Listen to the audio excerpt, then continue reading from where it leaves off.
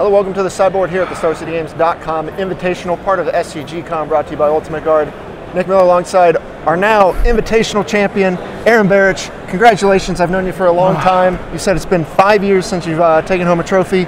Too long. This one, it is yours now. Using the decks of your stylings, I've known you and you've always been beating down and playing things like Blossoming Defense and all the pump spells. I think it's fitting you took it down with Infect here today.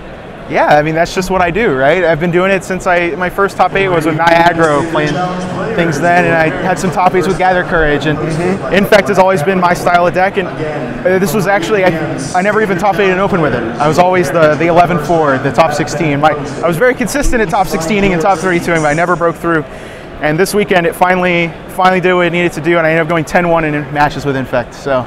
That is incredible, especially when you look at the modern metagame and how some of it shifts. You know, the stuff that beats humans can definitely have some splash damage there. On the Infect deck, Jeskai was the #1 deck. But I mean, I checked in with you at the end of Modern on day 2, and you rattled off wins against Mardu Pyromancer and Jeskai Control back-to-back. Talk about your sideboard plan. Obviously, you didn't need to use it any today, but your spicy sideboard plan on how you kind of beat all those nothing but removal decks. Yeah, so this weekend I packed Geist of St. Traphs. It's been a long time. I played the deck at an Invitational, I think 2 or 3 years ago. I had Geist in my sideboard. I ended up playing them on camera against Jonathan Sukenik, and it felt like the right time. You know, Jeskai was back, Jund was back, Burn was on decline.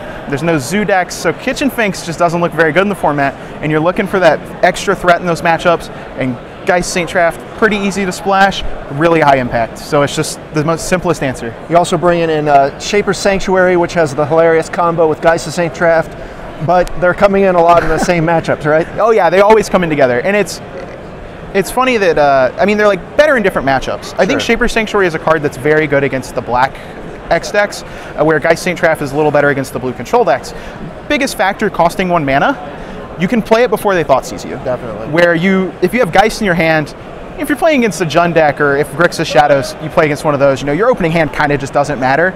You're getting Thoughtseize Inquisitioned and you're more about hoping to top deck well, which Geist is good at doing that, but when you're on the play with that turn 1 Shaper Sanctuary, it changes the whole dynamic of the matchups. Let's fast forward to today. You know, the top 8, you see how the bracket shapes up. A lot of us here in coverage saw you as a favorite if the bracket broke how it did. What did you think looking at the matches last night? So I definitely thought my first match was going to be good. The mono green Devotion deck had 0 main board removal spells, very little interaction.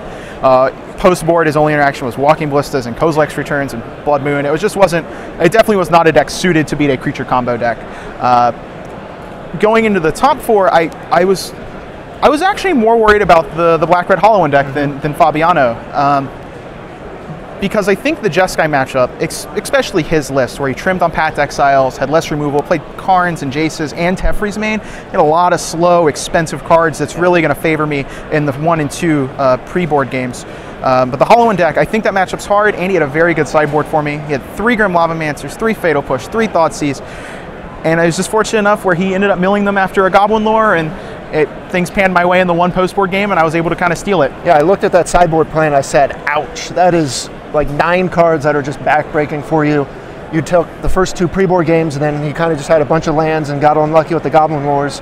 And then you find yourself in the finals against Zach, in probably one of the best matchups for your deck in the format. Yeah, so I mean, Zach is playing an artifact-based combo deck, very little blockers. His only mainboard interaction consisted of Engineered Explosives and Pyrite Spellbomb, and Spellbomb's not very good against the Mutagenic Growth deck a lot of the time.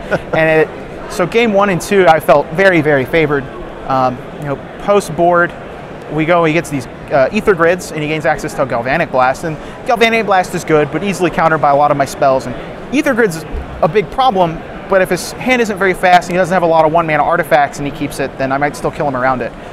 But he ended up not having it. He had a pretty okay hand, but I had a very good one where I had multiple pieces of interaction plus a pretty fast kill, which is everything I need post-board, and it all came together. One of the fastest finals we've had, and we've had, of course, someone who likes Infect himself, Tom Ross, win some invitationals pretty quickly, but you had 2 turn 3s and a turn 4, 3-0, and a trophy, $20,000. Now we got to ask about the token here because Tom was watching, and as the Infect token himself, he does not want you to be the Infect token.